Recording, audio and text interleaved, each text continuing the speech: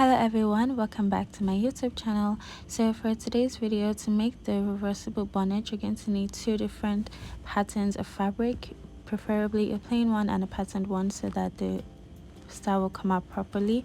Then these are the tools that you would need.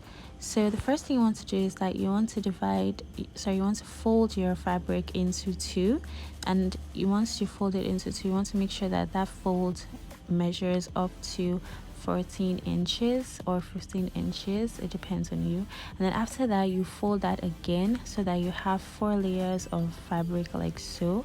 You want to make sure that it lays like that. Then after that, you're going to measure the length of your bonnet. So I want mine to be 14. So as you can see, I'm just making a circle with that. So that is just the way to do it. Put the top of your tape roll at that point and then just mark 14 inches all around, and then you can mark it like in that way, and then just connect all the dots, all the points that you've marked, and then just cut it out.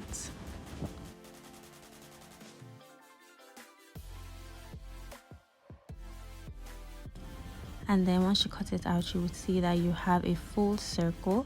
So I went ahead to do that for the other material as well. So you're going to have two circles of the two materials.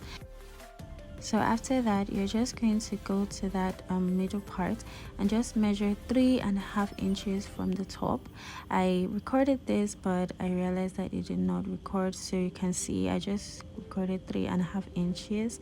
I just marked 3.5 inches and I just cut it, leaving like a half an inch or quarter of an inch, and then it's time to start sewing. So the first thing you want to do is that you want to sew the two pieces together, right sides facing each other, okay? And then you just sew it, you just sew that triangle. So while sewing, you just want to sew, and then you can see that stopping at that side and then turning it over so that it makes a straight edge. So as you can see, if you turn it over, it's going to look like this. So what you want to do is that you want to take it and just cut the side a little bit more, and just make sure that the cut goes very close to the thread, where the thread like the thread parts, just cut it and then just notch it at this side so that it's able to relax and be flat. So as you can see, it's a lot better now without even pressing it. I just like try to use my sewing machine to press it, and then you can see that it looks flat now. So after that, the next thing you want to do is that you want to pin your two pieces together, because after this we're going to start gathering. We're going to make the gathering stitch. So just turn it around. It's quite a lot to do because you know it's a big circle, but just and then just sew a straight stitch, the longest setting of stitching on your machine. And then after that, you're just going to want to gather it, and make sure that you're careful with this. You could make 2 stitches so that you don't so that it's not hard for you and you don't mistakenly cut your thread. So once you're done with that, your piece should look like this. It looks so beautiful. The gathers are so beautiful. And then the next thing you want to do is that you want to cut your straps, not straps, but like this part. So you have to cut it 2.5 inches. You could make it as long as you want if you want the bow to really show. And you're going to want to cut 2 pieces, one piece of 2.5 inches and another piece of 2.5 inches of the 2 materials. And then after you're done with that, you just sew one side and then just sew a straight line at the top so that you'll be able to turn it over like this. So you can see I was just removing the excess material so that it's able to lay flat. So after that, you're just going to want to, you could press it at this point, but I didn't press mine, but yeah, you're supposed to press it. And then next thing you want to do is that you want to get the middle point of your bonnet and also the middle point of your strap or whatever you would call it, and then you just join it facing with the right sides facing each other, and then you just sew it straight down like so. So you want to start at the middle so that you're able to get the particular middle without having to worry about the it not lining up properly, okay? So you just want to pin that to just secure it so that you don't have to worry about it, you know, moving around, and then you just sew it down. You sew the first side down like so, and then you go on to the next side. You can see that it's looking really nice. Just make sure that there are no gaps and anything. So it was looking nice, so I went ahead to sew the second side. So you're going to want to turn this over and sew not so traditionally, like, you know, normally when you're sewing you're supposed to sew with your material facing the left, but because I wanted to make sure that I started from that particular middle point, I had to turn it over.